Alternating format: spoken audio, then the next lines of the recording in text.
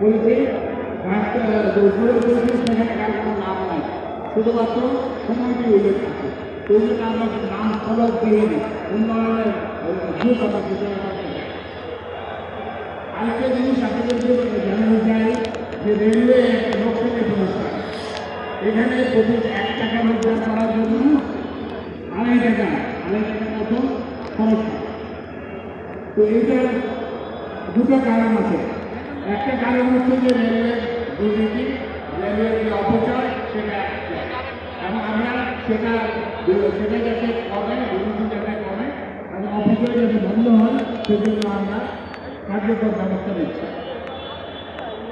এই অবস্থার আরেকটা কারণ হচ্ছে যে বিনা টিকিটে অনেক যাত্রী রেলওয়ে সেবা, আপনি জানেন রেলওয়ের সেবার মূল্য তুলনামূলকভাবে অনেক কম।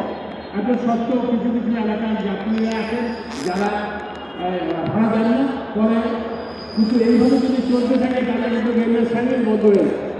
তো ওই জন্য আপনারা যেখানে দেখবেন যে কেউ ভাড়া দিচ্ছেন না, আপনাদেরকে নজরে আনবেন এবং যারা সামাজিকভাবে মুসলিমদের মানুষ, ভোলের মানুষ, আপনারা উদ্বোধন করবেন যাতে মানুষ টিকিট কেটে ভাড়া দিয়ে চলাচল করে। নাহলে কিন্তু যদি রেলের লোকসান আরও বাড়ে তাহলে এটাকে মোকাবেলা করার জন্য আমাদের রেলের সেবা কোনো বিকল্প থাকবে। এখন আপনাদের যদি কোনো প্রশ্ন থাকে আপনার প্রশ্ন করতে হবে।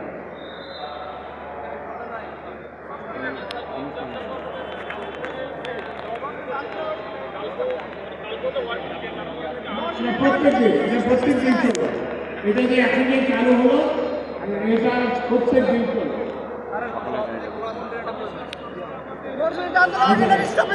এবং এইটা এই যে পরীক্ষামূলকভাবে চালু হচ্ছে, তো সুতরাং এটা কোথায় স্টপেজ আমরা দেখবো, যাত্রী বেশি আছে সেটা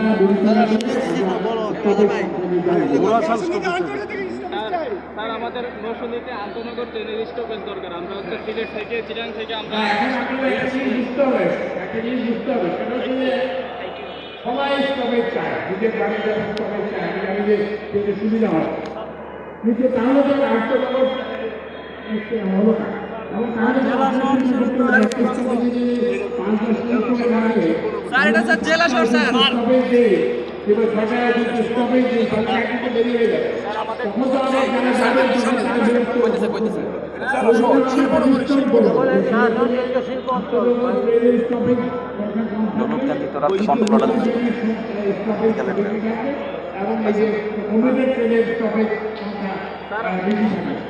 জেলা সদর হিসাবে জেলা সদর তো জেলা সদর শিল্প এলাকা স্যার, আমরা তো এগুলো প্রাপ্য স্যার।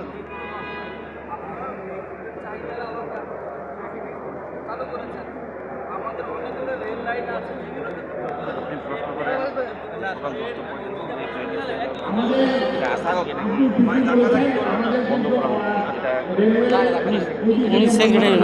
পুরস্কার দরকার।